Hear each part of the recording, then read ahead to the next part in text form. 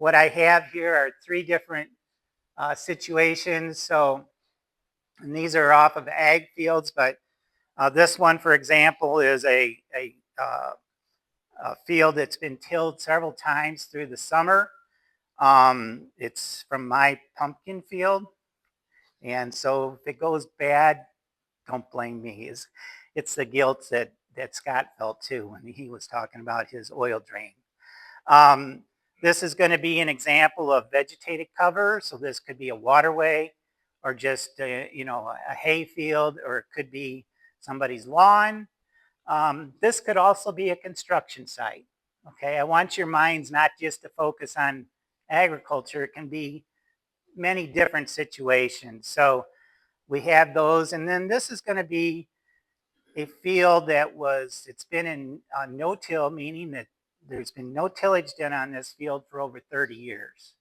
So this farmer he believes in that practice, and hopefully if this works right, you'll see the differences to these. So no one ever listens to me when I say this, but I think it's one of the shows commercials I don't know if it's Service Master or whatever, and they shoot this big balloon in the sky and the water dumps out of this big, balloon. And like, make it rain, Harry, or whatever they say. So I'm going to make it rain, and hopefully the water will come through. And it always amazes me that it takes a while for it to start to happen. So.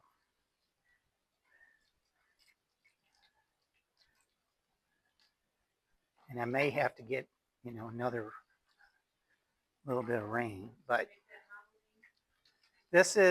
no, I didn't make it. This is actually from the watershed planning that we've done with the grants from the EPA.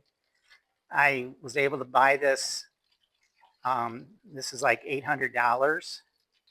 And it's called a rainwater simulator. So what you should be seeing is that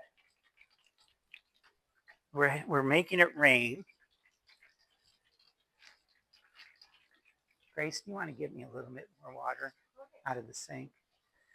But I think what it's showing us is several different things. What are we noticing here? It's dirty water, isn't it? Okay. So what happens is, and I'm going to demonstrate that too in a little bit. If you came up here and looked at this pan that I have, when I started, it would look like crumbled soil. Okay. As soon as that water hit that, it created a seal. Okay. The structure of the soil now has collapsed. Because of the tillage that was done on this property, on this field, the structure is not there anymore, so it falls apart. Thank you. And so the water or the soil seals off, and then the water runs off.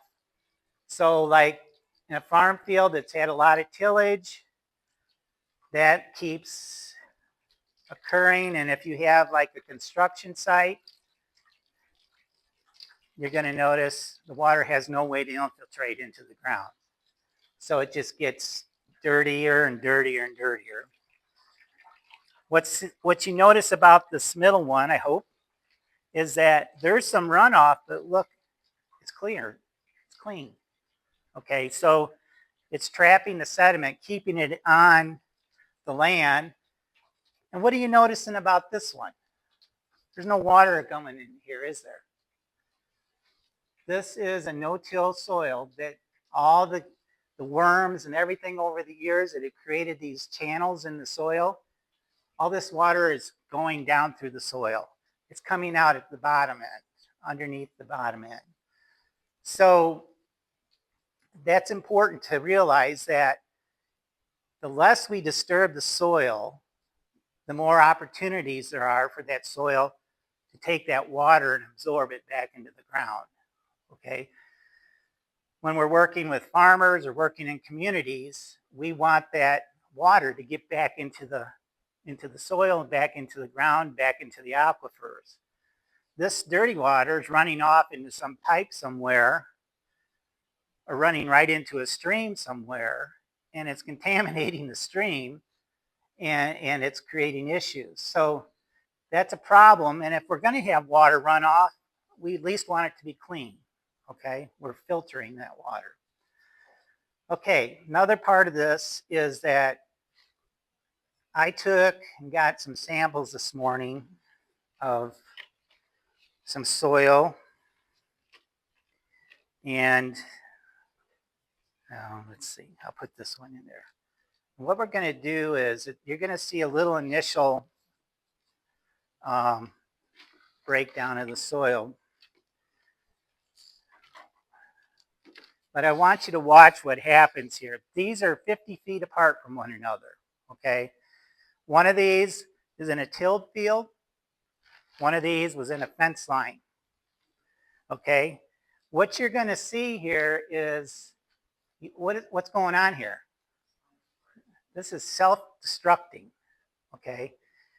The soil has been tilled. The structure of the soil has been disturbed. This one is holding together. So all your bacterias and all the things that occur in the soil create a web of like glue from being undisturbed.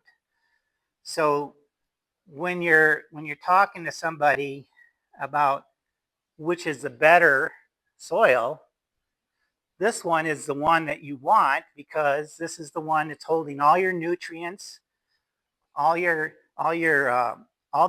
components that your plants need to survive and do well, as this one continues to self-disintegrate. So it's just, you're losing the stuff in the soil that is important to the plant growth. So this is what this is, okay? So you can kind of see how this functions. So it's important in my line of work is to try to demonstrate this to our farmers, to explain to them, okay, this is why we don't want you to disturb the soil. This is what happens when you do disturb the soil. And sometimes it's funny to watch this. Sometimes this one is doing it kind of finely, but man, sometimes it's like an explosion. It just keeps falling apart. So, you know, the idea that, you know, we can do some things in our watersheds to improve our soil, our water quality is what our focus is on today. And this is just a great demonstration, I think, of how that can be. So